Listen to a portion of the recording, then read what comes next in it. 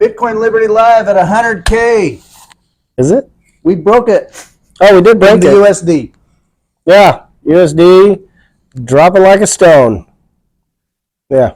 It hit it. It dropped. It hit it.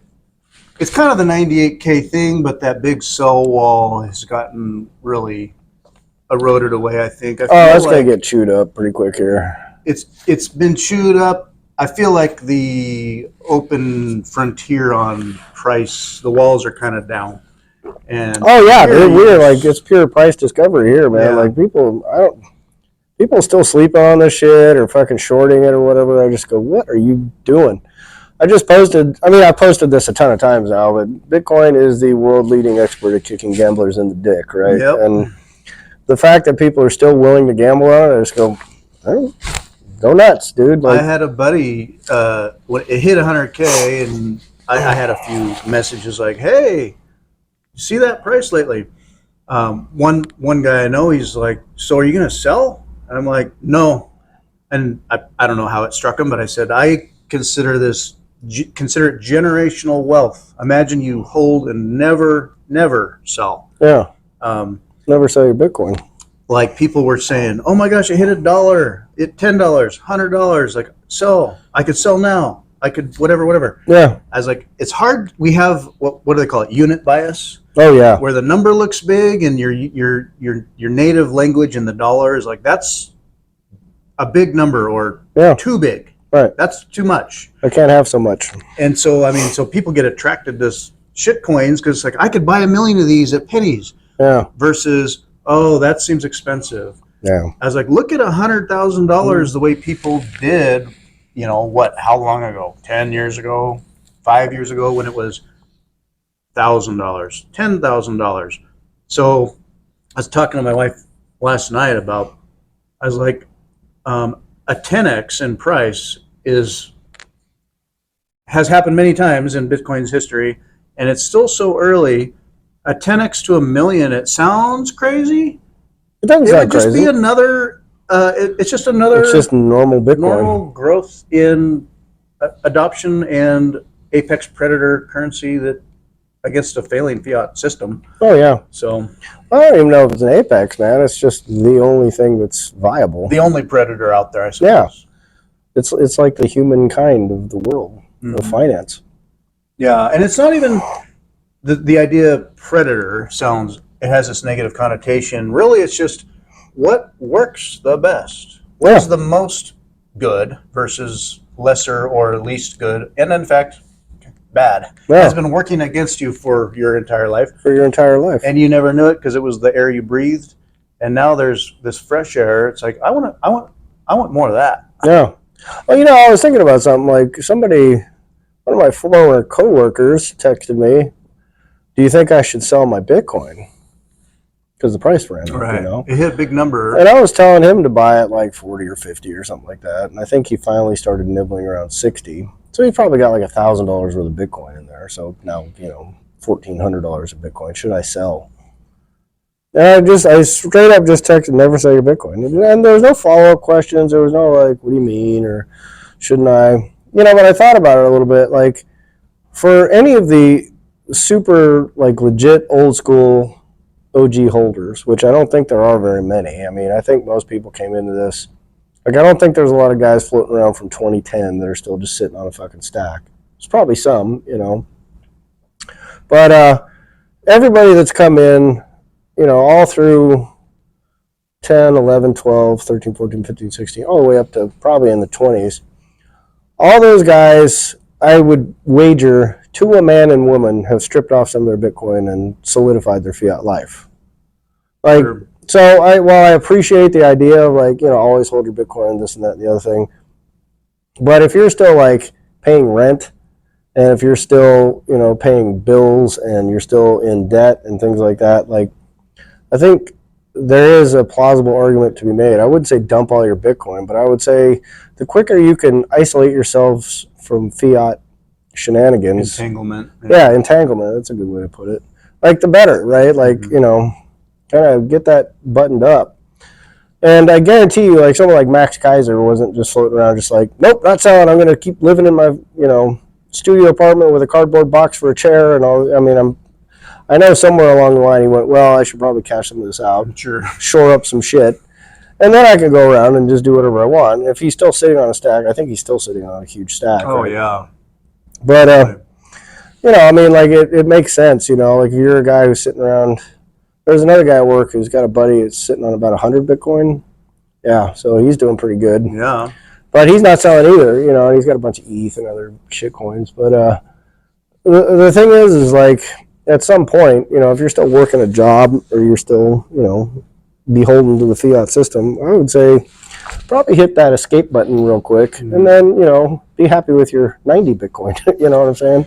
Yeah. And holding on to altcoins or playing that game where it's like, oh, you know, gee, XRP outperformed Bitcoin in this window here. And even if you're playing that game and you're looking at simply gains and this, yeah, no, I still will follow all paths that go back home to Bitcoin. It kind of just keeps you in a mindset of the gambling. Yeah. It's the buy and sell, whether you're swing trading, day trading, scalp trading. It's a mindset that you would sell this category of assets just to gain in fiat. You're thinking fiat. Yeah. And so it's just like, no, don't just get the Bitcoin, just hold the Bitcoin. Yeah. The MicroStrategy thing too just sucks people into the same feeling of, right. But I want more, and more quickly. And then you're also thinking, well, when do I sell? Right. And it's that whole psychology that sucks you out of just stay stable, and hold your Bitcoin and be fine. Stay humble and stack sats. I mean, it's like it's a no-brainer kind of thing to do. And you don't need to overly complicate your life to make it in Bitcoin, right? Mm-hmm. Like you just reduce expenses as much as possible. Don't squander your wealth on nonsense. And, you know, like you don't need a lift kit for your truck and you don't need this and that and the other thing. I mean, just, you know, live a frugal life. I saw one interesting, I can't remember who it was, but it was, a couple of weeks ago, somebody had posted a thing about, like you're paying rent and you're just throwing your money away, and he's like, let me make a comparison. And now this is not for everybody. Like there's people with, you know, family and life set up and they're stable and settled where they are, and they have that, and they want to have that paid off and done, say. Right. So he's like, yes, I'm paying rent, but I'm in a spot in my life where I'm not totally settled down and whatever. So, okay, yeah, I'm throwing money away at rent here right now. So, because I have to live. Yeah.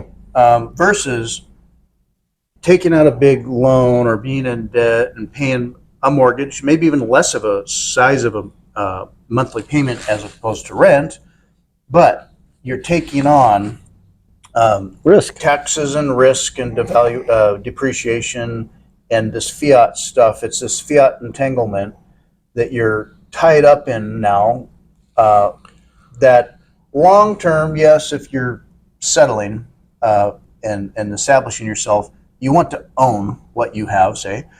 But if you want to be more free and clear of fiat, what you're doing is getting sucked into and stuck in fiat obligations, whereas I can chunk out this amount for rent and I'm done, and everything else I can devote to Bitcoin, which over time, oh, my house appreciated in fiat so much. In 10 years, it doubled.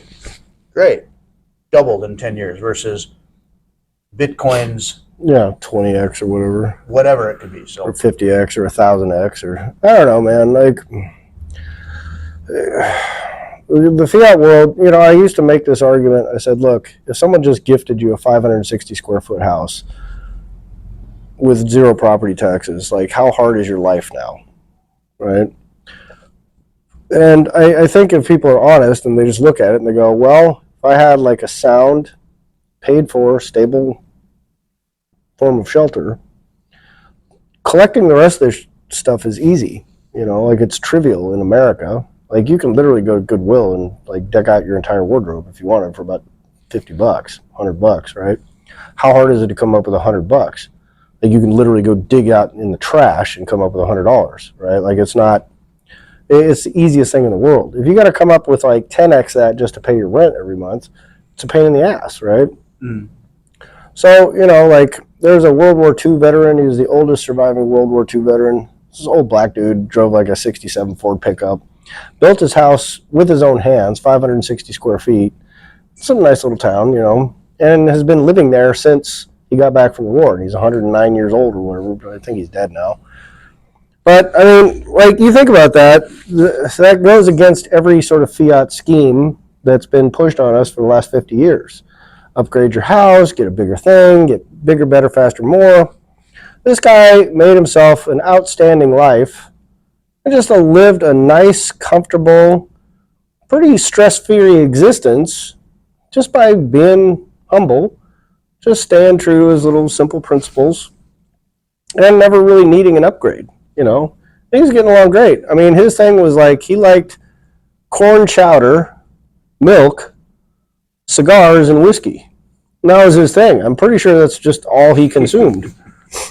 But yeah, I mean, like if you want the secret to a good life, there it is. And people will scramble and scramble and scramble, and new car and this and that and the other thing. I mean, it's all like a hijack of your dopamine system. It's all a hijack of your reward system, and it's all not for your benefit. So the quicker you can get yourself out of that fiat mindset, that resource capture mindset, that hoarding mindset, that accumulation mindset, like look at Jack Mallers, man. Like, he's broadcasting out of his closet, I think. But Yeah, it's a nice closet, but he stripped some Bitcoin off. I guarantee you that. But his backdrop, it's like the message is this is simple, more than enough. Simple life. I have everything I need. I'm just focused on work and proof of work, production, and building Bitcoin. Yeah, exactly. That's his message too. I don't know. I appreciate that kid because like the first time I saw him, he was making some announcement about Strike, and that kid was about to have a heart attack on stage. Like he was at the Bitcoin conference the year before we went. He was young. Yeah, he was a kid, man. And I think his energy, being punk and all that, pushing through and just, new frontier, and we're making it. Yeah. Cool. But man, it's also a lot of pressure when you're running a company. And dude, that kid, I swear to God, like I was like, you need to slow down, dude. Like he was just like back and forth. I mean, he was like practically sprinting across the stage, just couldn't stand still. You could tell he was just scared shitless, but it was like, well, he's getting through it, Mm-hmm. Yeah, he's got a lot of energy. And so it's nice to see him now sort of like growing into that role, and like kind of being grounded and focused and not so like scattered. I mean, it's, like when I was his age at that time, I think he was probably 21 or 22 or something. He was young. Yeah. Right? Like zero chance I could have pulled that off. I probably would have been thrown up on the side of the stage, But he got up there and did it, so. Yeah, or you find yourself at a certain level of what you feel is wealth, or you have a platform and some voice, and it's corrupting, or it just can it can throw you off. You can kind of implode or explode, and he has persevered. He's just kind of staying on track. Message, Yeah, I mean, he's navigated it pretty well. It's it's weird, like especially after going to some of these conferences and you meet some of these personalities like in person. They're all pretty decent people, and you can almost start picking out the ones that are like kind of capitalizing and the ones that are just sort of like, for lack of a better word, legit. Like they're all legit people, right? Mm-hmm. But there are some people that are just like really business focused about what they're doing. Yeah. And it's like very strategic and a little off-putting to me. Like I just kind of look at it, like. Who's that guy? Satoshi Action Fund. Porter. Dennis Porter. Yeah. I really admire and respect the work he's doing. And I know he's, when you're trying to, if you have a nonprofit, you're fundraising and you're evangelizing the effort. Everything's hyperbolic. Yeah, it's hyperbolic. That's a good word for it. Some of his tweets, I don't want to judge it critically because I like the effort he's doing. But there's an ego in there where just like Justin Beckler will troll him on oh yeah, Dennis Porter just got another call from an important whoever, but we won't say anything. But we have it on good authority that this. Sorry, I hope you can edit this out. Well, we're a little congested this morning. One of us has been battling some god awful.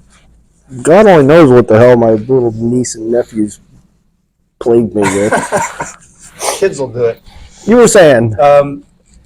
Justin will troll him a little bit. Dennis Porter. I met him at Bitcoin is for Everybody in Portland. Yeah. But he was more standoffish, and I could tell he was looking for, like, who are the important people? Yeah. Versus, I don't have a lot of time for the plebs. Now, again, superficial, but the energy and his messaging at times, it's sort of like that he's doing all this stuff, and he just got off an important phone call. And not to say he's taking credit for it, but at times it feels like a bit of that ego sneaks in, or Satoshi's Action Fund is the man. No. And people troll him about that too. Just, dude, stay humble. Yeah. I don't know. I've never really had a beef. I mean, like, I've never met the guy in person. I've been on a couple of spaces with him, and he's a smart guy, and he's doing a lot of good work out there. And, yeah, I like him. You know, I see people kind of poking fun at him for his, like, amazing announcement, like, you know, and this and that and the other thing. Like, oh, breaking news. Yeah. I got off a call and something big's happening. Stay tuned. And it's just like, okay, now what? Yeah. Waiting for you, Dennis. Yeah. Bless us again with another message. Yeah. And people are like, Bitcoin doesn't need you. Bitcoin doesn't need the states. Bitcoin doesn't need Trump. Bitcoin doesn't need anything. And I'm happy to see more get on board. Yeah, for sure. It's all good. Yeah. Like, sure, the earlier it takes lobbying. I get it. The political grease making. Yeah. And he's doing it. And he's rubbing shoulders with important people that probably, it's this power world that I hate. But yeah, he's in there. Probably. I don't know. Like I said, I might have talked to him on the phone. Like, when I think I was trying to orange pill the folks at work, like the brass, you know, not the brass, but the board and everybody. Decision people. Yeah, the ultimate decision people. Like, I think I might have chatted with him for a minute, but he was kind of like, oh, yeah, we couldn't really help you, you know. I was like, oh, that's fair. And the thing is, like, that all kind of blew up anyway, especially with my departure. But, but in terms of, like, that self-aggrandizing and the self-promotion and stuff like that, like, I'm kind of at an impasse on all that anyway, like, myself, you know, like, because I'm just about to start my little business thing. And there's that part of me, like, my native instinct is to just try and be honest, you know. Like, I don't know if you remember that old, like, advertising movie from, like, the 80s where the guy was just, like, he just bonked his head or something, just decided to start being super honest. Like, Volvo, boxy but good. You know, like, that was sort of his ad campaign for Volvo and stuff like that. And so I kind of drift into that world. If you want to promote a product, there's an aspect of it that what works. Dennis admitted this too. Like, yes, hyperbole, true. It has grown our numbers. This works. If you're a promoter or a marketer, you're like, you kind of know, yes, I know I'm putting on a show here and it's not entirely real, if you might say. And it gets the views, it gets the clicks, it gets the attention. And for people that are new, they're like, oh, that's shiny. Right, yeah. It works. Well, that's kind of my point is, like, I'm looking at it, you know, I was talking to my brother-in-law a little bit about that, and he's like, don't do that, just sell the thing. And I'm like, oh, yeah, like, that's kind of what you're supposed to do, right? Like, you know, you don't, I mean, you're there to sell a product. I feel like you can still do it with integrity, right? But yeah, I would not be a good marketer, promoter, because I hate being sold to, or at least heavily. I don't want all the, you know, excitement push about it.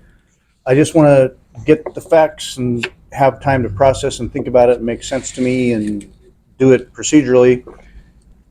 And I just, so if I'm like promoting or selling anything, kind of like having Bitcoin meetups where it's like, we need to orange pill people. And I'm just kind of like, I don't want to try to convince anyone. Yeah. They either get it or they don't. If it's a good thing, it'll work on its own. Yeah. And good things without promotion can sort of sit quietly on a shelf and, you know. And not have anything happen. People need to see it. And how are they going to see it? I'll see promotions like from like little BitX miner stuff. Like I got BitX mining stuff going. Just and good for you, by the way. Bravo. I'm mining at home right now. Good man. I've got 3 to 4 BitX. I've got 3 little BitX solo Satoshi miners, and my hash rate is tiny, but what's your hash rate? Nothing. What are you hashing? 3 to 4. Excuse me. Good grief. Terahash. Oh, nice. I mean, That's perfect. yeah. You're a contributor now, dude. I'm contributing, and I think the highest difficulty I've achieved is like 10 million or whatever when they compare it to the difficulty of Yeah. million as compared to like trillion Right. difficulty. Yeah. Well, I hit a 266 billion once. Oh, that's good. Yeah. So. Wow, you got lucky there. Yeah. Well, I mean, it's like getting 5 numbers in the lottery. Like you just go, oh, I didn't get anything. Yeah. So I'll see advertisements or promotions or just little random news or reposts of stuff, and it's keeping the message out there that the way it works. Like you see some, oh, that's cool, and you scroll along, and then you see it again. You're like, oh, this is a thing. I might be interested in that, and you move on. And so they'll promote it and promote it again, like say the random seed signer thing or stamp plate thing, a miner. I'm like, I've seen it 10 times. I know, I get it, but yeah, maybe I am. Maybe I should get one of those. Yeah. And it's not anything about integrity or anything. It's just It's seeing just a message exposure. again and exposed to it and thinking, yeah, I had to percolate on it. Yeah. I would have forgotten it maybe, Yeah. but I'm seeing it again. Yeah. I mean, you got to keep pushing, right? And that's, I don't know. I mean, we'll see how it goes, dude. Like, I have done zero promotion, like on my book, right? And I'll kind of slip it into a conversation here or there and just say, oh, in my book, but I'm never like pushing the title. And, you can pick it up on Amazon and blah, blah. I mean, it's just like, eh. The thing is, I think, if people read it and find some enjoyment in it, that's cool. If not, it's like kind of not that big of a deal. Mm-hmm. I think if you're of the opinion that you're going to write a book and make some money from it, like you're kind of on a fool's errand, right? Like it's Right. just not. That's not how that. This game is going to be gets my played. breakout. This is my Yeah, thing. yeah. Please, please, please. Yeah, and So, that's well, just keep working. right. Know. Well, that's all you can do, right? Like, especially if you're a writer. Like, I've seen a lot of people, especially when I was in LA. Like, there's a lot of folks that come and go, I want to be a screenwriter. I was just talking to who was that? I can't remember who I was talking to, but it was like one of their kids' friends or something like that. Is just now convinced that he's going to be a big movie director, because he knows everything about movies and he knows all this movie trivia stuff. And You can see the path. You can imagine. Yeah, but the thing is like that's like a Quentin Tarantino thing, right? Like back in the day, he was like, oh, I worked in a video store and I watched every movie, and he's just like a movie nerd, right? And so he attributes that to his success, and I'm like, but that's not what made you successful. Like, nobody gives a shit about how much trivial knowledge you have about movies, right? Like, the thing that's going to make you successful in that realm is like, can you marshal resources? Mm-hmm. Can you convince people that what you're doing is worth investing in? Mm-hmm. Can you convince people to get on board with that? Especially people that are inundated with requests to be involved in somebody's project, right? It's like a highly social type of intelligence to have. I think. Yeah, it's an extraordinary level of social intelligence, and people grossly underestimate that aspect of it, mm-hmm. right? Like, that is the key. You can be great at every other aspect of filmmaking and not have that part, and you'll never make a movie. Mm-hmm. I mean, it's just not going to happen. But people don't get it. And so, like, I kind of equated it to, like, in those rare areas of success, like saying something like, I want to be a Major League Baseball player, or I want to be a pro football player, or basketball player, or a tennis player, anything like that. Like, it's the equivalent of saying, I want to be a world-leading theoretical physicist. Like, there are a subset of human beings that are going to do that. There's some of those people. But you're probably not one of them, mm-hmm. right? And if you are one of them, then your life is far more complicated than most people realize, right? And but there is a barrier to your ability to succeed as a theoretical physicist, and it's based a lot just on your horsepower, right? Like, mm-hmm. you can't just be a genius, but you also have to be a genius and navigating aspects of academia. Or are you publishing? Are you going to? Well, that's like the A tier guys, right? Mm-hmm. Like, and that's true for them. But when you're the S tier, you're like on another level, right? Mm-hmm. But that's the same thing for like everyone who's S tier in acting and S tier in baseball and S tier in everything that, those S tier people are such rare, fleeting occurrences of correct attributes and timing and luck and everything else mm-hmm. to arrive at the S tier. Like, you can never plan on becoming an S tier anything. almost, you know. Bit of magic in there. Yeah, I mean, it's the je ne sais quoi, right? So, like when you see that kind of thing, you know, whether you're starting a business like I'm doing right now, like, you know, there's that fantastical side of me, that sort of daydream side. It's like, oh, wouldn't that be great if, you know, I sold X number of this, or I had this number of orders, or whatever, you know. But then I have to sort of peel back and stay humble and look at it and go, well, the overwhelming likelihood is I'm going to sell like 5 of these things, right? Mm-hmm. And it's not going to be the thing that's going to, you know, transform the world and yada, yada, yada. But, you know, so in terms of like, if you're going to promote a thing, you know, you have to overcome that. You have to get a little bit of that insanity, right? That a little, that delusion or you whatever. Kind of overcome yourself as you scrutinize. Yeah, because I mean, that's self-limiting shit and blah, blah, blah. I don't know. I mean, it's all a complicated world, man. Yeah, one of my creative outlets just recently I've found I really enjoy reading sci-fi, fantasy type sci-fi stuff. Is like something that it's almost like a meditation for me. Like I look at a lot of things I do, and it could be called kind of like various aspects of like work. Whether I have to or I really just enjoy it, it's work. And for me, just when I can let go and relax, even if I'm reading a Bitcoin book, I'm also still kind of thinking in work brain where I'm learning. Right. I'm still pushing and I'm learning, and it's serious. Yeah. When it's a fantasy sci-fi thing, I can really just relax and flow, and I can read a chapter or I can read half the book at a time, depending on what I want to do. And it's like healthy for me to unwind. Yeah. And I'll look at like authors who, well-known ones, Isaac Asimov, Ray Bradbury, and like Hugo Award winners of the Nebula, all this stuff. And they have that amazing book, or these 3, 4, 5 like amazing books. Yeah. And I look them up and I'm reading about their history and who they are and their portfolio. And it's like, my God. Oh, yeah. Some of these people wrote hundreds. Small books, short things in magazines, large books, book after book after book after book that I've never heard of. Of course, yeah. They have quite a repertoire. And they did that for years and kept doing that.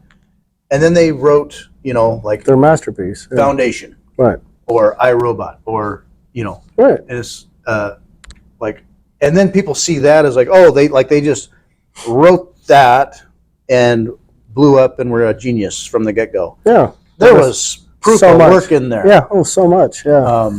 There's that flash in the pan, that bottled lightning kind of success, which I think is uber rare. And it usually flames out. I mean, it does, but 9 times out of 10, those people flame out real fast, right? Because they don't have the proof of work behind it, But I can't remember who said it to me. I think it was at like a screenwriting conference or something like that. But the guy said, "You are what you do," And like as you're talking about doing work, and there was someone on Twitter had mentioned like there's working, and then there's having a job, and they're not the same thing, right? And like when you're working on stuff that you care about and that matters to you and is fulfilling and all that kind of stuff, that's not a job. Whether you make money from it or not is irrelevant. But you're doing work, right? Like if you're in the garden, you're working. Yeah, you're not just playing around. You got a vision here. You're working on it. Yeah, correct. But I mean, I would argue, like even like my golf game. Like I'm out playing golf all the time, right? And I'm working. Like that's work. It's not easy. Like when I was doing the shooting training, like I went sort of bonkers. I mean, like kind of like legit bonkers. Like it was probably in the late early 2000s. Like this guy got hired on at the company I was at, and he said, "Hey, do you know how to shoot a gun?" I said, "Yeah, of course, right? Like I've been shooting since I was 8, blah blah blah blah." And he kind of took me out, and and he's saying, "Well, okay, can you take from an improvised position, take an improvised shot at unknown distance and hit the target first try?" Probably. Okay, well, here's all your obstacles and barriers that you have to overcome to get that shot off. Can you do it? I went, oh, well, it's different. He goes, yeah, because you're in this like square range thing. Like you go and stand in a square box and shoot at a square piece of paper and nothing's moving. There's no wind and there's no, So yeah, anybody could shoot there, but that's not shooting, And I kind of took that to heart, and then I signed up for a shooting school out in Nevada. And I went out there for like one weekend, it was like a 3-day weekend. It was just handguns, like basic handgun stuff. Learned so much in that first class that I was like, oh my God, I don't know anything about shooting, right? Mm-hmm. And so I became really obsessed for like the next about year and a half, 2 years. Like I was out there probably once a week. I mean, I was just going constantly. And so like now today, I mean, that was so embedded in the amount of training I did out there that still to this day, like I kind of keep up with it a little bit. Like I'll do some like holster drills or, like malfunction clearances and shit like that. But it was like this massive amount of work. And every time I'd go out there, like I'd take time off from my job to go do that work, and I'd come back just exhausted because these were not like sitting around, plinking at targets. Like you were up and working 8 hours a day. You're out on the range. It was hot as shit. It was dusty. It was, you had to deal with gear and, equipment malfunctions and all that kind of shit. And looking back on it, I go, yeah, but I was working. Someone would say, oh, that's just a hobby. Oh, you're just, I don't know. Having fun. Yeah. Sure. But, you did enjoy it, say. But I did, also, but it was like legit, like exhausting work. I mean, it took a lot of effort to get to that level of shooting. And so, when we're kind of doing stuff in life, right? Like you're going to go to your job on Monday, right? But I wouldn't say you're working. I've got the Sunday scaries. Oh, no. Not really now, but I mean, you get that feeling where Monday's coming and you're just going, oh boy. Yeah. Thinking of that, having, you've got, I have the job, which is work, but it's, it's the job. And like, so all last week I was out of this training, and aspects of a training for a job, I find, oh, this is really fascinating. Actually, I really kind of enjoy this. I'm learning here, and I want to know this, and it's applicable to a lot of things. And then other parts of it are like, well, you need to also know, like, here's the laws and the rules and how you do certain things, just so, and it's more tedious, less interesting, but got us. Lots of just got us. Yeah. Okay, there's that too. Sure, for the job's good. And coming back to what I'd mentioned to you offline earlier about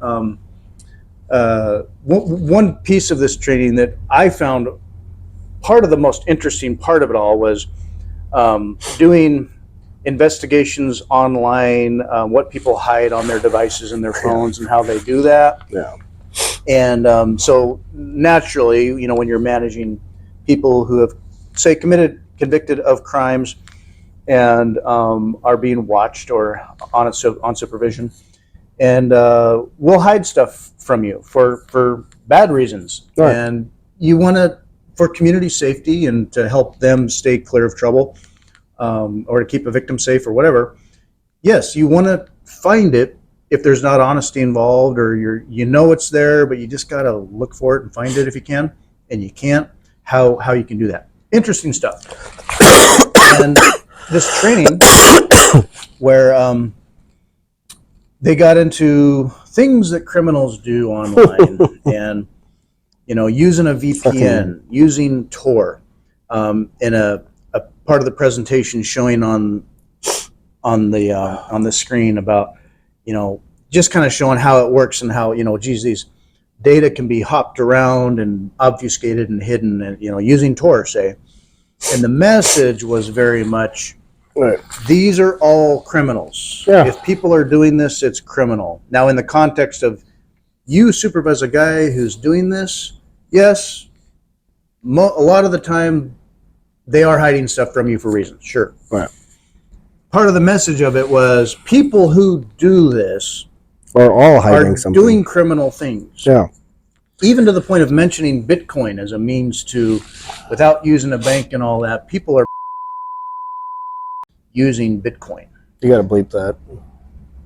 I swear to God. Oh, I shouldn't say that, yeah. No, you got to bleep it. I'm not even joking. Okay. Like, you'll get filtered on YouTube. Can't say the word, I know. So it's out there, folks. Yeah. People who are looking for that stuff are, they have reasons to hide it, and we don't want it. It's horrible, evil stuff, and you want to find it. And people, and the word Bitcoin used as, a way to do that and not get caught or tracked or whatnot. And the feeling was, like if you have a guy using Bitcoin, you gotta wonder why. Yeah. I get it, but the part of the message was, if you're using Bitcoin, You're you a gotta criminal. wonder why. Yeah, exactly. Um, Well, I mean, that's the narrative, but that's that like state thug narrative. That's always been the narrative.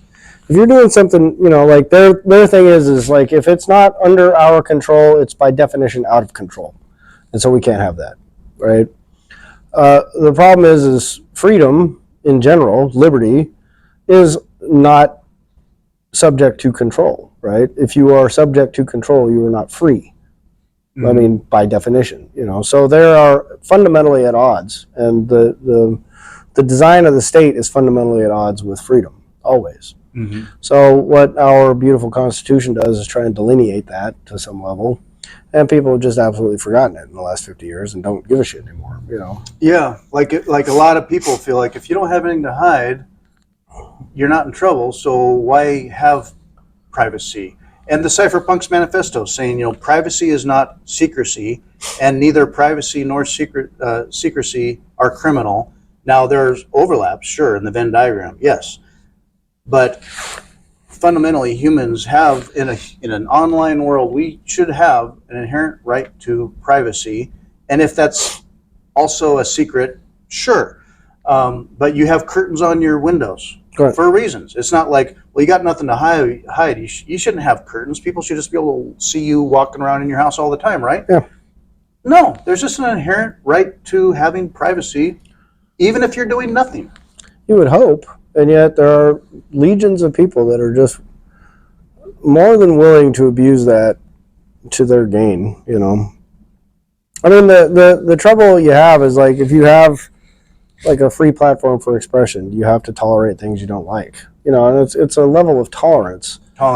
And there's I think the president of Singapore very eloquently was saying like, you guys need to be more resilient than this. And you're sort of shitting on the DEI. Like right now you will get mortally offended if someone says like something that you don't like. Mm-hmm. And it will be devastating to you. And you say, that's not a way to live a life. Like you have to be more resilient than that. You can't succumb to that kind of stuff. Now, Singapore is a very draconian sort of place to live. It's also super nice, I mean, like you spit on a sidewalk, you're probably gonna get roughed up, Never mind, you start trying to pack cocaine to that country and you can get killed. They'll kill whipped. You. No, they'll kill you. I mean, they'll kill you fucking dead, dude. And so, but there are people that will go, yeah, we should, like I've seen people now, we need to do what President Bukele did with the prisons in El Salvador. I went, you guys don't know what you're asking right now. Like you literally don't have any idea of like how the criminal justice system works, how prisons work, how many people are locked up in those prisons, what happens to them when they're there, how much that costs. And now you're proposing that we quadruple that population. Like you're out of your fucking mind if you think that the Bukele model is going to work in the United States. And Bukele had a very different task than we do, right? Because people see like low-level disorder and they go, lock them up. Yeah. He was dealing with some serious hard stuff, and it had to get. And these people were all self-identified. Right. It was just out there. Like, yeah, we do this. We run this town here. Yeah. Whatever. And they tattooed it on their face, so it's pretty easy to figure out who's who. Yeah. Right. But right now, like every one of us has probably committed 50 felonies this week and didn't realize it. Average person breaks 10 laws a day. Yeah. Just, randomly. Yeah. Without even realizing. And so you want to start throwing the book at everybody? Like, everyone thinks that until they're the one getting tripped up by it. And then all of a sudden they're like, well, I didn't think this meant me. Well, of course you didn't think it meant you, dipshit. But it does. So welcome to prison. You're inmate number XY7Z42. Get in line, shut the fuck up, or I'm going to bash your head in. And all of a sudden, people, I can't tell you how many people I've met in prison that were, I can't believe they did this to me. I go, yeah, well, you had this myth in American justice, you believed it, and now you are subject to it. So you got no one to blame but yourself, kind of thing, right? Yeah, navigating discussions around these things, people are afraid to have disagreements or arguments about the issues, feeling offended or whatnot, and just call it like, oh, you're either on this side or you're on that side. Yeah, and it's by design. yeah, it's splitting us in half. And so just the ability to hash this kind of stuff out and agree to disagree, or not, but adult about it and navigate forward. Well, that's the problem with like privacy and security and all that kind of stuff, because like second you go, hey, this is a free speech platform, the first thing you're going to get is a bunch of ISIS beheading videos, like nonstop, and you're going to get people shot in the head and all this crazy. I mean, just super violent, grotesque stuff. And then everyone goes, well, we should have some rules in place, but it's like straight out of the Always Sunny in Philadelphia episode. They said, hey man, everyone's infringing on our freedom. We should have a freedom zone here. And they go, oh yeah, we'll have a freedom zone, because they wanted to have chicks come in and lift up their tops for beads, right? They wanted to have like Mardi Gras every day at their bar.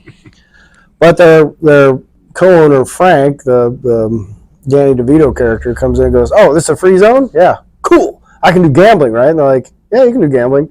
So he sets up this like thing straight out of the Deer Hunter, where these guys are like in the back playing all this weird like Asian music, and they're smoking, and they're just a bunch of weird creepy guys, like a dude with a glass eye and someone's missing a hand. And then they're doing this like thing where they're playing poker, and the prize is like putting a revolver to your head and playing Russian roulette, And so they're like, Frank's screwing up our freedom, It's like, well, but Frank was always coming back on, wait, you guys said no limits, no, so we're doing it. What's the problem? People are all for free speech or freedoms, until they're presuming that people are cool, and then when you're not cool, it's like, hey, be cool. No, right? Well, yeah.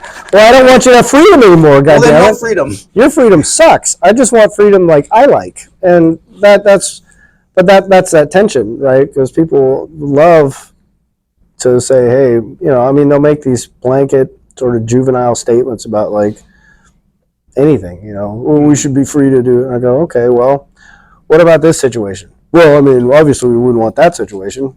Well, then you're just infringing on your own fucking argument like 10 seconds later, just because someone gave you a hypothetical. Mm-hmm. Well, that's different. It doesn't mean, I go, yeah, but that's the problem. That's why the sovereign state rules the way it does, because, there's some unclear lines in free speech for sure, online stuff, and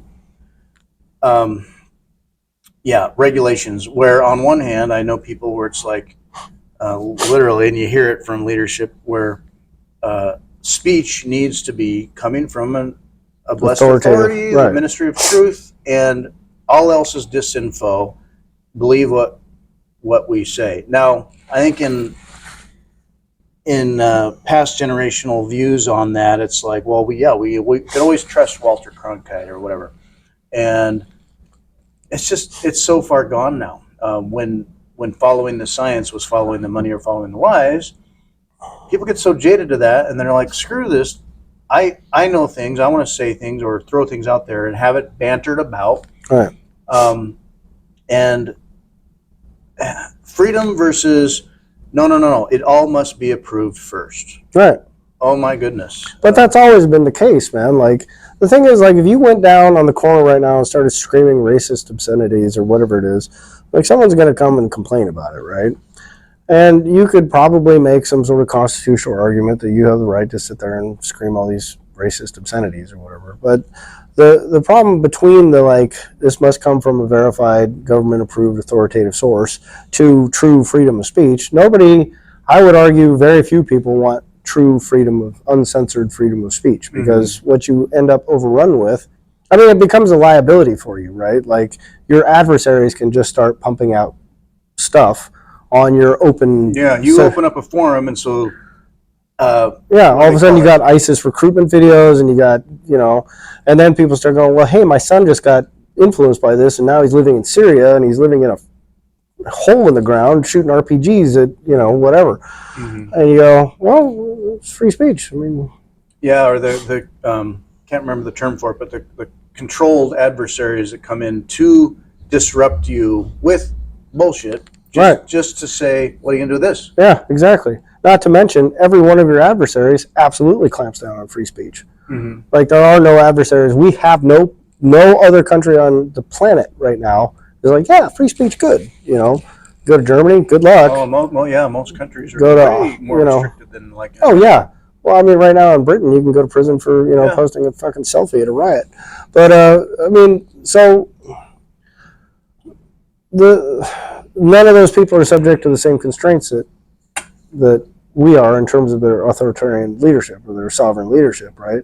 They can clamp down on speech internally, and then they can flood your airwaves with all kinds of nonsense. Mm-hmm. And people are so, writ large, people are really terrible at things like exponential numbers, complex ideas, multifaceted problems, all those kind of things. Like they stumble and then they break down. Mm-hmm. Everybody on some level. What's the answer? Yeah. I either like it or I don't, and I'll hang my head on it, or it's my enemy. Right. I'm just going to go with a heuristic. I'm just going to go with whatever biases I have, and that feels good, so that's good enough. Mm-hmm. But you end up in this information vacuum then. Mm-hmm. And so there is an argument to be made that like filtered, censored speech is part of the reason why America's in the position it is today, mm-hmm. right? There's a reason why there's this very, very, very pervasive American myth about, American like superiority and all this kind of stuff, and it permeates throughout our culture, and people are very, very willing to sort of absorb those talking points, right? But that is doctrine. Like you can go look that up, and you can see like when the Motion Picture Association of America and its predecessors came along, they said, hey, like Americans are always portrayed as the good guy. We're always trying to do the right thing. We're always this, we're always this, we're always the hero. We will represent other races fairly, but not necessarily, but fair is in the eye of the beholder, right? And like someone goes, well, he's a dirty Jap. You go, yeah, well, that's fair.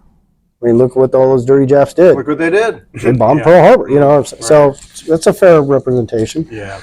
But that's a moving target as well. So yeah, I mean, growing up in Idaho, I remember studying the Japanese internment camp stuff and grappling with like, well, that seems really wrong, but maybe there were reasons. And well, at its time, it kind of could have made sense. And over time, looking back on it, I was like, oh my gosh, that wasn't that long ago. Yeah. And wow, some of the stories, like, well, the Star Trek guy, I can't remember his name. Anyway, he's way left wing and all that, but he has a personal story of as a kid going with his parents who were business owners, had property, were Americans, considered themselves Americans, could communicate everything about their background and their effort, and had done nothing wrong. And were shuttled off, lost all their stuff, shuttled off to a camp. Yeah. And he spent years growing up as a little kid in a camp. Yeah. In America. Yeah. Oh yeah. Like, oh my goodness. Well, I mean, we got Guantanamo Bay right off the coast, and that's sure. Yeah. Going on 25 years now of just like no due process, no nothing. I mean, just like, we just scooped you up off of foreign soil and just fucking buttoned you up in a dog cage and go fuck yourself. And people are just like, okay, cool. That's fine. Whatever. I guess, terrorism, blah, blah, blah. But we had CIA rendition sites, mm-hmm. Like they're straight up torturing people. Mm-hmm. That was doctrine. You think of all the sites and bases and things we maintain offshore so that we can do stuff with American, interests or authorities, but with none of the laws. Yeah. I mean, and no one to hear about it. So again, you start talking about, these sort of grand ideas about things, and then you run into the hard reality of like human interaction in a competitive resource capture economy, and you go, oh, it's kind of wet and messy, and it gets sticky quick, Mm-hmm. And even Elon Musk is up there, people like sucking his dick because he's, Twitter's free speech and all this stuff. I'm like, well, all they did was just open it up to the fucking wackadoodles again, And there's some wacky stuff out there. Like when I go onto it pushes me back into the For You feed. Oh, God. And some of it's like, I wouldn't have seen this before, and this is interesting and good. Cool.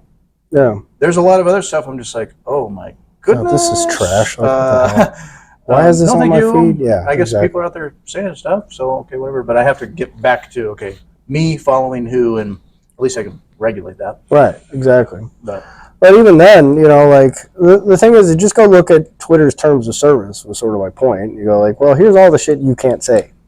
So it's not free speech. It's not like just do whatever you want. It's not, fucking laissez-faire liberty. You can get shut down. You get shut down fast, Yeah. dude. Just start calling people the N-word, or Oh, start, talking about blowing up synagogues, or just. I mean, I'm not condoning that type of language. I'm just saying, like, but that is technically free speech, right? Mm-hmm. And so you get in those little, can you shout fire in a crowded theater and blah blah blah. And it's like, there's always going to be limitations on this stuff, and trying to find what that right balance is very situational, and it's very time dependent, and it's very culture dependent, and it's very all kinds of stuff, right? I think America could get away with having and promoting or presumed large aspects of free speech when the culture was more singular and cohesive. I mean, homogenous. It's always been a real interesting melting pot, but I think in a way culturally Americans presumed a lot about a together a shared vision of who we are, and it's just gotten really complicated. But that was by design, right? Like, that followed radio and movies and television. Right? Yeah. Like that unified vision. But I mean, there was a study done in the 90s about like people seeking medical care for something in an African nation, and they just started pumping the shit out on TV, right? Like, people had generally gotten to the place where it was pretty common for TVs, even in your mud hut, you have like a little black and white TV. They started pumping this message out about getting a vaccine or getting a, health checkup or whatever it was.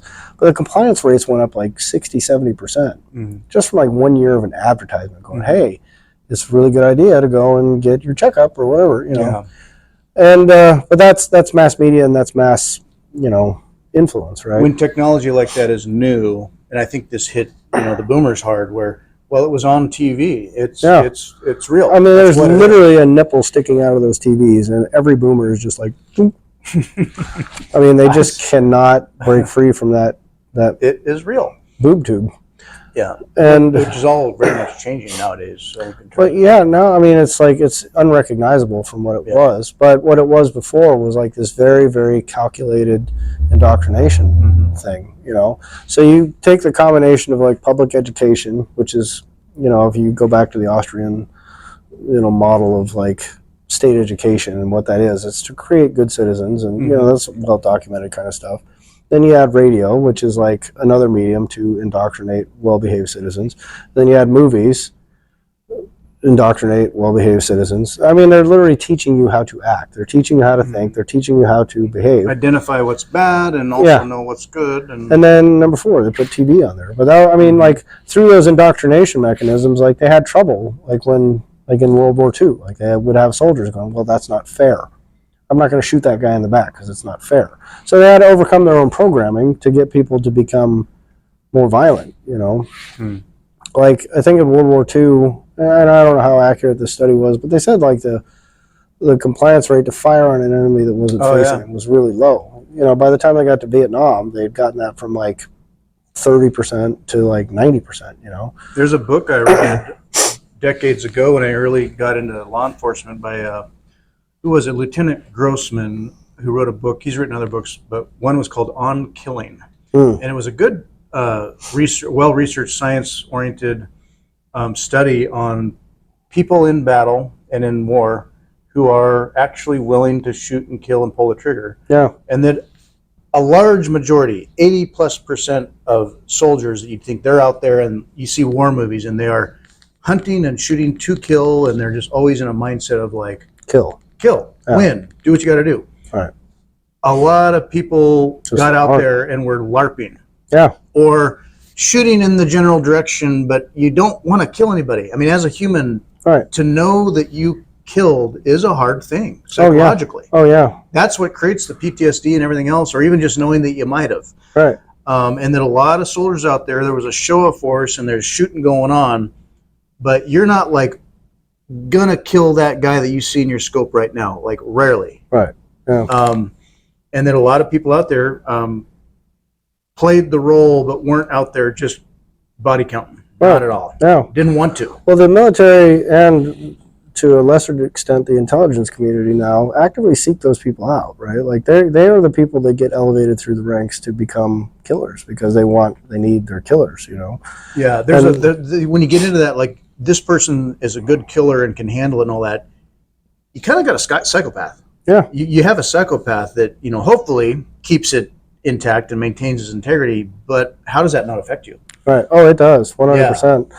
I mean, there's a great book on violence by, I can't remember the guy's name, but this guy had studied prisoners for years and years and years, like maximum security settings and things like that. And he said he would get guys, because they become so numb to violence and death and things like that, they just literally felt nothing. Like they would just sit there and just cut themselves up, just go, oh yeah, I can feel that. Oh, that's, I remember what it was like to feel something. I mean, they would do these horrific, grotesque injuries to themselves just to have the sensation of feeling something, because they were so emotionally dead. They said it was like torture. They said I would, if I had known where this was going to lead me, I never would have done it. And I think there's, a lot of those, like, I mean, a lot of that jingoistic stuff about, American superiority and why we're doing what we're doing. Like, I think a lot of those guys compartmentalize that stuff pretty well. And there are just that little cadre of people, like, whether you call them, I don't believe in the idea of psychopathy to begin with.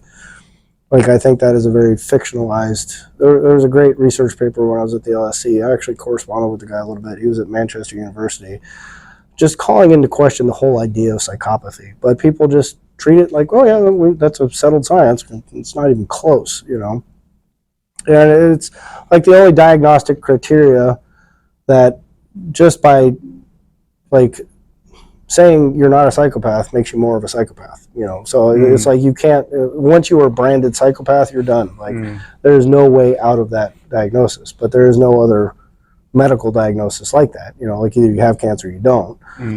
But just the sheer act of protesting cancer doesn't make you more cancer, right? So I don't think psychopath is in the DSM-4 or whatever. I mean, it's because it's in these personality disorders that, right, like you said, you can't just pin down and say, oh yeah, they got this. Right. It's really nebulous. Well, there's a range of things. There was a guy. The reason this guy had brought this up is I can't remember if it was him or another researcher had met a guy who convinced a parole board, because he had done some pretty bad crime or something like that, and he convinced them that he was mentally ill, right? And so they branded him a psychopath, and this guy had been locked up for like 20 years, and he goes, I'm not a psychopath. Like, I made all that shit up. They go, that's exactly something a psychopath would say, right? And so he was like, he had inadvertently stuck himself into this thing where he could never get out because he was a completely unrepentant psychopath, and there was no way to rehabilitate him because he's such a psychopath. And this was all, to his accounting, a concoction. But you go, how is that ever going to be just? Like, how can you ever get justice if, potentially, because you say, is it possible that someone could deceive a psychologist? Yeah, all day long, dude. Like, every couples therapist in America is getting deceived every time they have a counseling session with their couples. So, yeah, it's super easy to deceive these people. Oh, I could tell. Yeah, except for all the times you didn't, or all the things you missed, or, I mean, it's just endless. And it's, so it was a fascinating thing to hear this guy, or maybe it was like an Atlantic article or something like that, but the guy was just, he was so adamant. He's like, I could have just done the time. I could have done like 5 years. I'd be done right now. But these guys have now got me cooped up for 20 years in a mental health hospital because I'm a psychopath, And that is just what a psychopath would say. Exactly. Right. So it's like proving the negative. Like, I'm not a liar. That's just what a liar would say. Yeah, exactly. Prove you're not lying. Yeah. In my line of work, it's like I would say, just you call it a slang term, a mindset that I may have, but like I know psychopaths, what I would call a psychopath. Clinically, you could say, okay, this extreme kind of borderline personality disorder. Yeah. Okay. Now maybe there's some fix to that, or maybe something will get sorted out in their mind, or they'll grow up, or who knows what, they figure it out. Yeah. But for my needs and my line of work, I can just be like, yeah, guys they're are a psychopath. Yeah, guys are. They are. Yeah. At least today. Right. And next time I see them again, I will also still know they're probably still a psychopath. Yeah. Well, just dangerous, right? But yes, it's more of a feeling of danger about it all, and the threat of it. So. I don't know, man. I mean, like I met a couple of serial killers. That was sort of a trip. And the thing is, like, anybody could be talking. Like the one lady I met, she's got a book about her. They made a television show about her. And a serial killer? Yeah. Oregon, here in Oregon. Or no, she was from California, but they extradited her. Like they did the what's that called? They just are holding her in another state. Well, you know where they do the switcheroo? Like they go, hey, we got this. Traded. Yeah. I can't remember what the term of that is. Like, God, what is that term? It may come to me. I can think about it. Well, there's a term for it where, like, if you have a shit stain inmate in your state and you kind of run out of options of dealing with this clown, you can make a deal with another state and go, hey, we'll take one of your shit stains, you take our shit stain. Call it a horse trade. Yeah. I can't remember the name for that little sort of prisoner swap, but she was one of those. But I swear to God, like, if you just sat there talking to her, like, she could walk up behind you in the line at Starbucks and just start talking to you about her knitting or her drawings or her niece, and you just be like, oh, what a nice old lady. You go, what'd she do? Oh, she cut her husband's head off and stuck him in a barrel and then buried some other dude in the backyard. And you're just like, whoa, holy shit. You know, and I've met people like that, and day to day, in a controlled setting at least. I don't dislike the person. Yeah. Oh, yeah. Super nice people. So there's a reason why, but then you get all these other people, like when you hear the neighbor interview, oh, he was always the nicest guy. Well, yeah, of course, But then there's always the other side of it where it's like, well, yeah, he was always a creepy guy that did this. But it's like, well, there are legions of people that do exactly what that guy did that people might not be comfortable with. Doesn't necessarily mean he's going to go chop up a fucking, like, your neighbor's dog, or he's going to go chop up her husband or whatever it is, just because they exhibit these superficial qualities that you associate with, but that's the problem with, like, crime TV and all that kind of stuff. So yeah, and then when we do these clinical risk assessments that, we learned how to do this past week and the nature of that, it's like you could say, well, statistically, odds are so much higher, just looking at numbers, that someone who's done these sets of things will do such and such a thing again, just out of sheer statistics. And so then it's like, they may never do it again. Sure. But what's cool? We'll finish. Sorry, I don't want to interrupt. But yeah, it's just sort of like managing community risk and safety and the needs of a community when the science isn't, we don't have the science to know for sure, yep, they're this and they always will be, or we have to deal with them this way, versus someone who truly reforms and won't, but you can't know that. Right. How do you deal with that? Well, I mean, like, I don't know what risk assessment you're using. Like for, say, just call it sex crimes. We got like the static 99, the stable, and the acute, and there's these things that you go through. Right. Kind of like a level of service, case management, spectrum of static and dynamic factors that are risk factors to recidivate. But see, that's exactly it right there. As they go, these are criminogenic risk factors, right? But that's not true, and that's a fundamental flaw with those assessment systems, and it drives me fucking crazy because they will say shit like that. They go, oh, well, statistically speaking, this person is more likely to offend because of blah, blah, blah, blah, because of our math. And like LSCMI was a big one for a long time.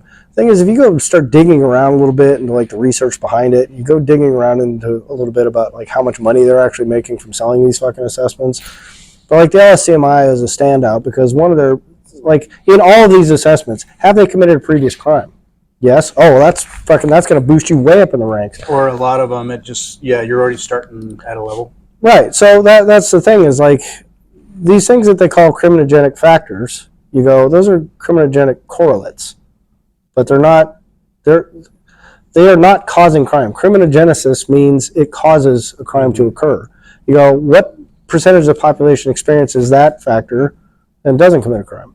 And then how does that factor in? Oh, well, we mathed it, and so this is how, but in every one of those assessments, the number one criteria, if you strip that criteria out, the rest of their shit is null, 9 times out of 10. So you go, oh, I got this thing where we're asking all these people all these fucking questions, yada, yada, yada. But the number one factor, like right now, if someone shows up in the Oregon prison system, they're going to hit them with the LSCMI. And that's the level of service case management inventory. And that person says, I've never committed a crime before. They go, okay, you're a low risk. Then they go in there and just fucking slaughter everybody and just beat the shit out of everybody. And now they got a previous crime. They go, oh, well, now you're high risk. And this predicts that you're going to commit more crime. But you go, but that's picking the winner after the race started. Like, you can't, if your risk model worked, then you would have predicted that they were going to be criminal before they committed additional crimes. But it didn't do that. Right. It wasn't until they demonstrated that they're going to commit more crimes that you're now risk modeling them as a high-risk person. Because they did the thing that's very obvious to everybody that's looking.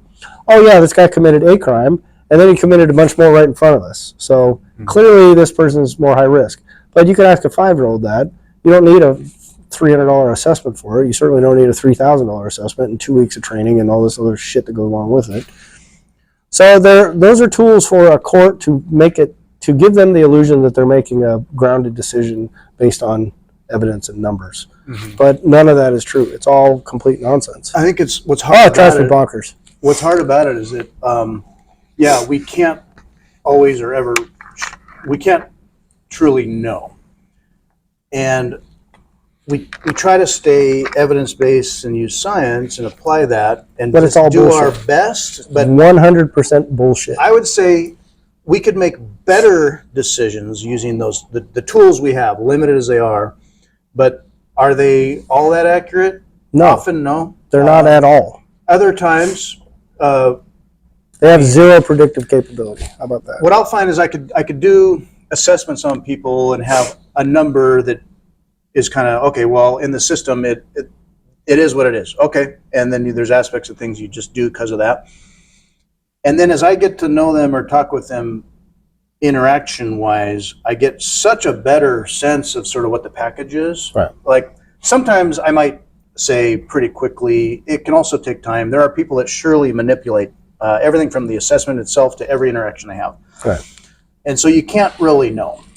But then it's like, well, the alternative is we just don't know anything, so can't know, and we fall into, well, treat them like they probably should never not ever do it again, or lock them away forever.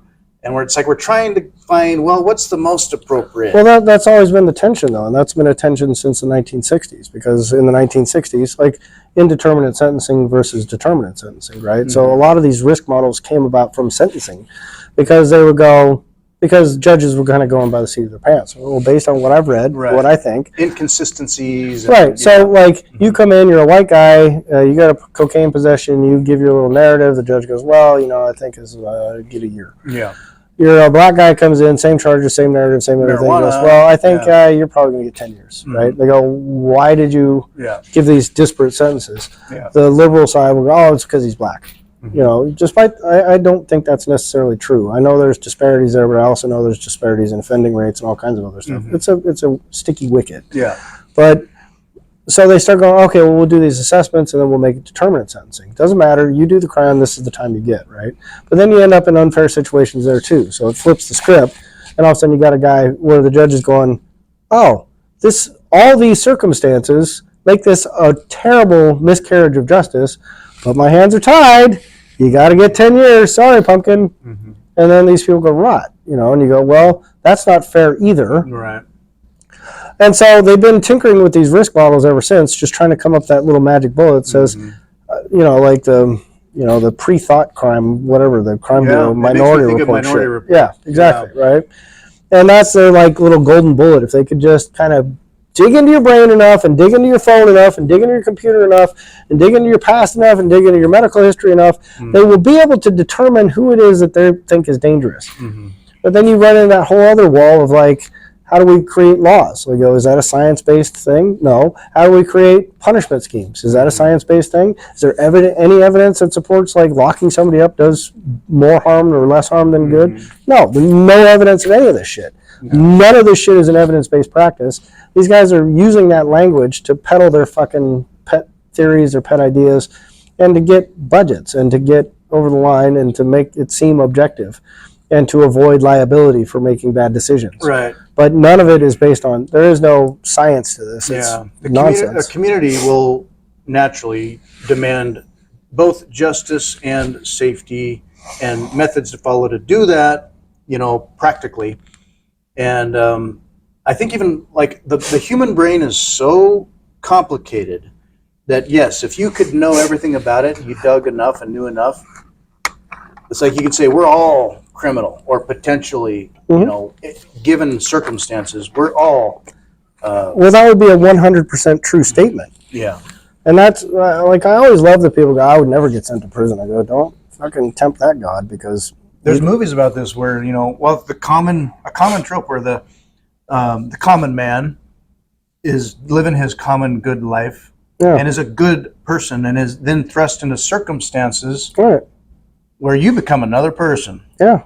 And once you're branded that, you're done, dude. It can be the bad hero or the bad guy. Right. But people have no idea that the animal inside of us, down in there, it's a survival thing, but having, as a species, survived through millions of years of brutality or whatever, we live here today because of a process that honed us into what we are. And some of that was survival. And down in there is this little tiny area of our Wolverine brain or reptilian brain that I think it's in there, and we have layers on top of that allows us to be totally normal. And then something that pierces down into us or thrusts us into circumstances, and that can be unleashed. Yeah, in an instant. Subconsciously. Yeah, without even... And you're going to win, you're going to survive, you got to do what you got to do. Yeah. And then the outcomes of that could be like, oh my God, like how could they have done that? Yeah. Well, like, and that, I mean, you summed it up perfectly, dude. Like, there is that reptilian brain in there, and then every layer on top of it is relatively new, like, I mean, evolutionary timeframes, right? But the self-control mechanisms, the example I would try and give people all the time is like, have you ever been dumped? Like, as a high schooler, sure. And did you do anything dumb after you got dumped? Oh God.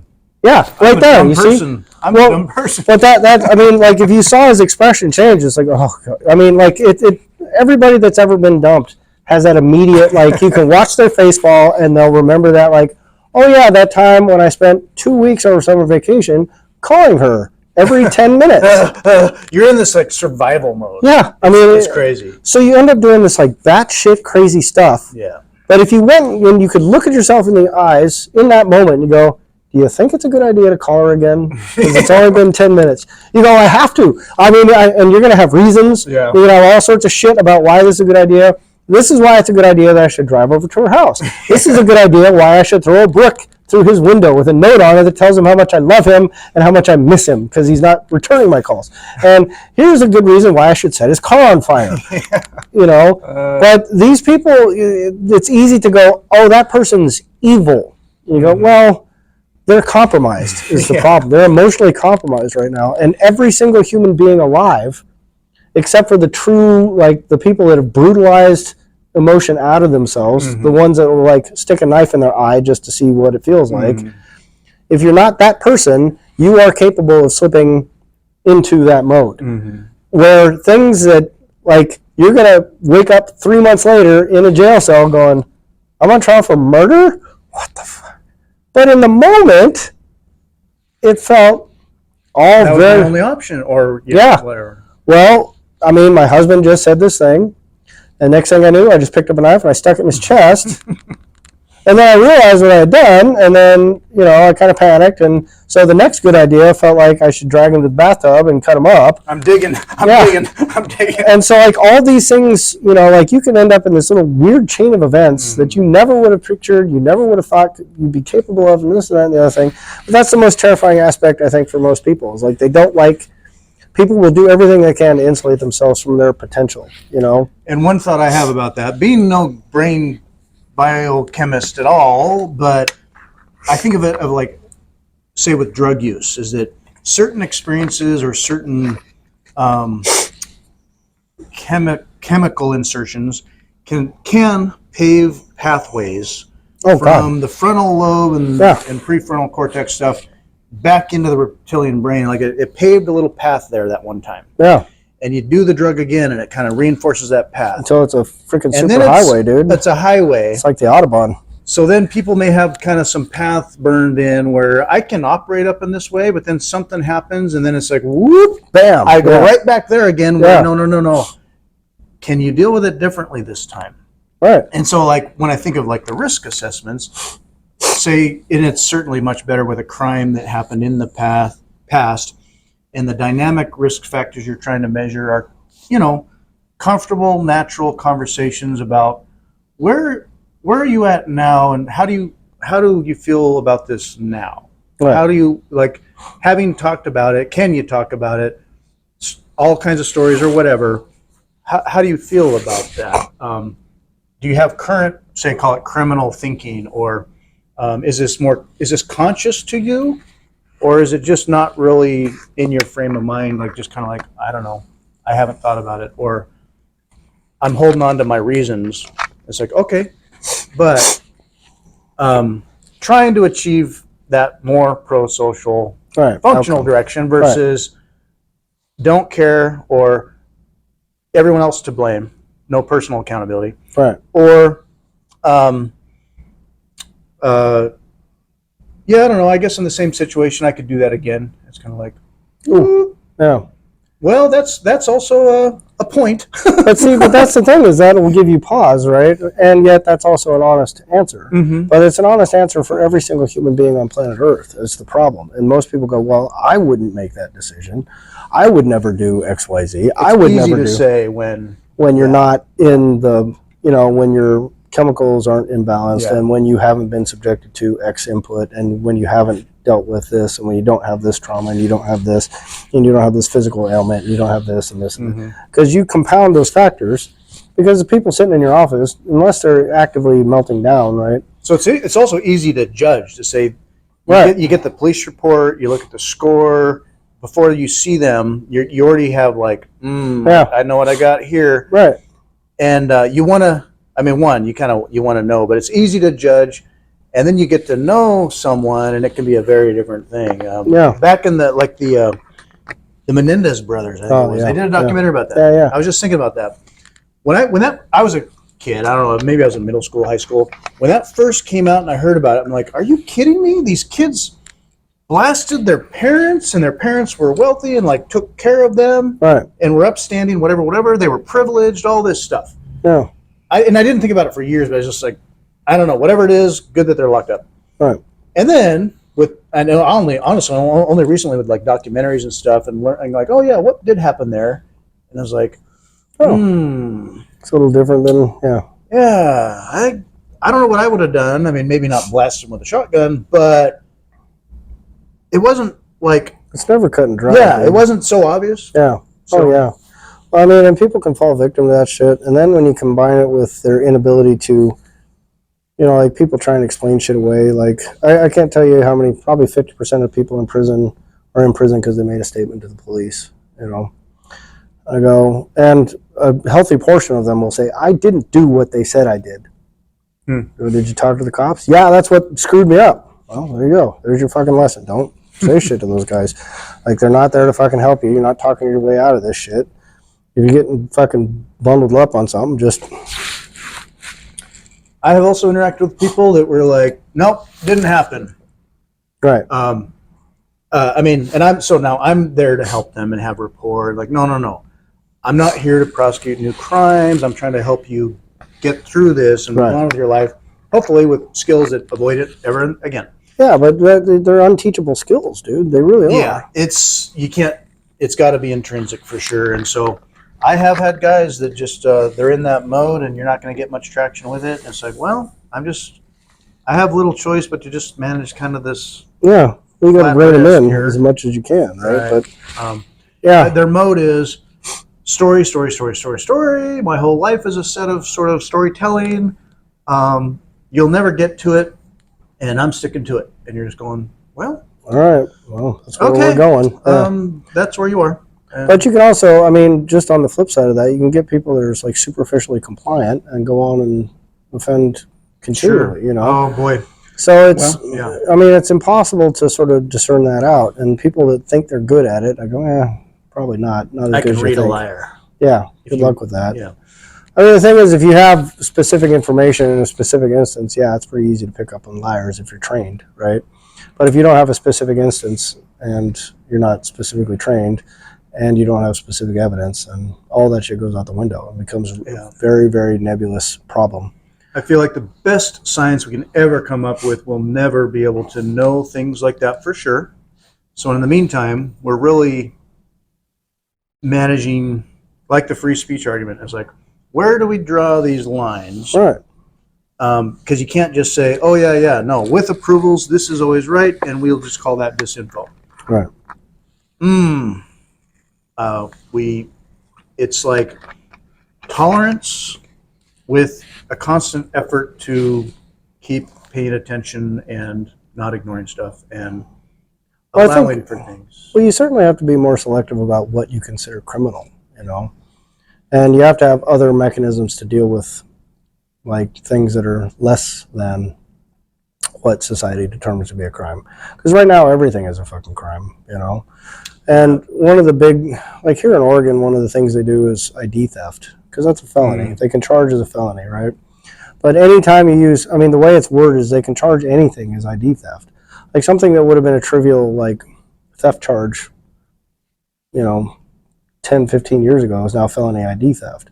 And I told you about the guy, he was homeless. He either stole or found someone's credit card. He took that into a plaid pantry and bought himself a Slurpee and a bag of pork rinds. And, but they rang him up on ID theft. But he was also some homeless criddler dude who'd been in all sorts of minor little trespasses and this and that and the other thing. They're just sick of dealing with him. So they cooped him up for 5 years because he stole $50 worth of shit from an AMP. That was the final straw. Yeah, but that kind of thing, man, those things are strong.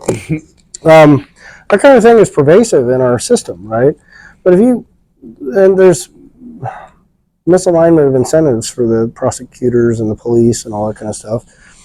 And that's all from boomer television, like this idea like we're crime fighters and we're law enforcement. Like, you were never law enforcement. You've never been law enforcement. Yeah, and it's a hard job because, when you don't have clear answers or you're trying to just move forward and to your next call and as you're only human. You've got this job. You're trying to just get through what you can, and it's like, oh. Well, that goes back to the incentive alignment problem, because the thing is, when they're showing up, they're not there to help you. They're not there to preserve the peace. They're there to investigate crime. They're there to build a case.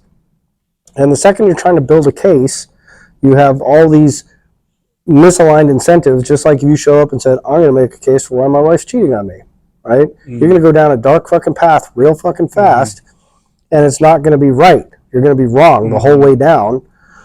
Like, oh, you'll find what you want eventually, or you'll make the situation bad enough for both. Yeah, right. And that's the problem with cops showing up on a scene, right? Like, because they come in and they go, well, we need to figure out what the crime is and how to prove it so I can submit it to the prosecutor. Or they go, well, there's not enough here. Most of the time, they're just taking a report and sticking some nothing burger, right? But once they get a whiff of something, their focus shifts to the wrong direction, at least in terms of social stability. And because of that misincentive, that's where the breakdown in trust with the police comes, because people get accustomed to, hey, I called the cops because of this thing, and next thing I know, my cousin was getting arrested because something blah, blah, blah, blah, blah. And you go, well, I don't trust these guys anymore because they're not here to help me. I was a victim of a crime, like someone robbed me, and now my cousin's in jail, and they're threatening to arrest me.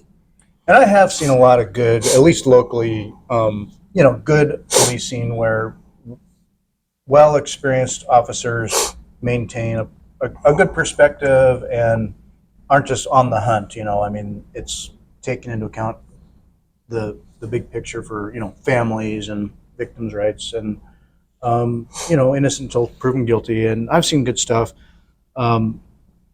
Bringing it back to like Bitcoin stuff in this training I had, where it's like, there was a video of Ballmer in the mid '90s. This was like when I was at Microsoft, and Microsoft was trying to stay competitive and on top of where technology was going and the advent of the internet and also security concerns. Getting on with, we need to build and grow faster and maintain quality, right? If you call it, quality for Microsoft. Right. And these new horizons of security and the internet, and oh my gosh, we are missing out. And Ballmer had this one of his rousing speeches where he's like, developers. Like, that's what we need. We need good developers. Right. The key to .NET, the key to industry transformation, the key to success is developers, developers, developers, developers, developers, developers. Developers, developers, developers, developers, developers, developers, developers, developers. Yes! I mean, we can't just put on thicker and prettier clothes here. We need bones and meat behind this. Yeah. That's where it's at. Developers. And in the presentation of like Tor, and this is how information bounces, and it's what we're looking at is criminal stuff, and it's bouncing around, and it was criminal, criminal, criminal, criminal, Right. criminal, criminal, criminal, criminal. Yeah. And they're using Bitcoin. Right. Okay. Criminal. As money, as much as the dollar, money is used by criminals. The money is criminal money. Yeah. And and so I'm going through this dichotomy of criminals, criminals, criminals, Bitcoin, criminals. And the price is hitting 100K superficially that day. I'm just like, wow. And that people, you know, you could just say, well, that's used by criminals, right? I've heard that so many times. Yeah. And I'm just going, oh my gosh, the false caricature of what money is and how it's used and whatever. The price hits 100K, and I put out like a little meme about the Kool-Aid Man and stuff, and I get some. I get a handful of people that are like, "Oh, cool, are you still in this? Hey, I just bought some," or "Hey, do you like Strike?" or you know whatever. I get some of that, like, "Oh, cool, I'm in now," and number one, I warn them, great, get off zero. Right. You're a couple things. When you buy, it will go down. I'm just going to tell you, the price will go down. Don't worry about it. Just sit on it. Sit on it, hold it long term. Buy it, hold it, stay. Just watch and learn. 2, you're early. Right. Yeah. You're not late. You're going to start feeling like I was late. Good for you. It's 100K. You're not late. Right. You're not late. You think I was early. I wasn't necessarily early or late or anything. Right. You're not early or late or anything. You got Bitcoin at the price you deserve. You punk. got it at the size of your ego, whatever it was. Okay, fine. So I give them all that. Now, cool. Few people more interested. Are you selling? No. Oh, percolate, percolate. Other hand, people also saying, oh, gee, yeah, I heard it'll be, you know, several billion down the road someday, da da da da da. But you know, it's backed by nothing. It has no intrinsic value. And some of the standard tropes you'll hear, and it's like, I'm gushing with this. There's so much to say, Right. and my pendulum of like, I want to orange pill everybody to don't give a fuck. Right. I have to stay humble and stack sats and just be like, I'm not getting entangled in all this arguments that I've done whatever 1,000 hours of study about it versus your 2. Right. 2 minutes. 2 minutes, or I heard about this. What have I been told to think about it from whoever? Dave Ryan. And I hold back, or I think I hold back, and then I still kind of like a little bit. Yeah. Like the strongest network with the global consensus, da da da. And I have to catch myself and watch myself and say, it doesn't matter. Well, it kind of does, though, man. I mean, like, you gotta, you know, if someone comes along and says, hey, like, all criminals should be shot, you gotta push back on that narrative. Sure. Right?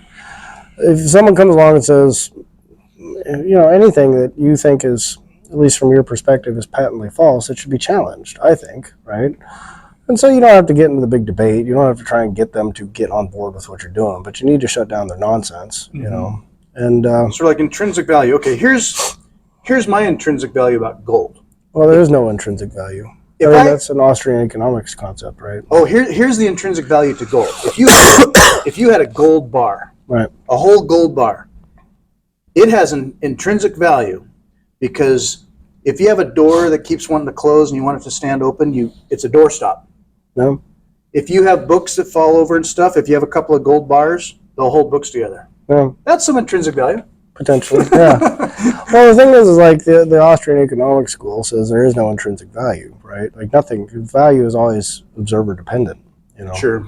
So I mean, people get, Peter Schiff is still tripped up on that to this day. It has no intrinsic value. Yeah, it's a goddamn, Well, what is money? What's the money you use? What's the intrinsic value to paper printed out of thin air at infinite? Numbers on a computer. I mean, like, it's so. Or it's backed. It's backed. But it's not. By what? Gold? Nope. Well, by the government. Not backed very well because they're selling you short. Yeah, big time. Yeah.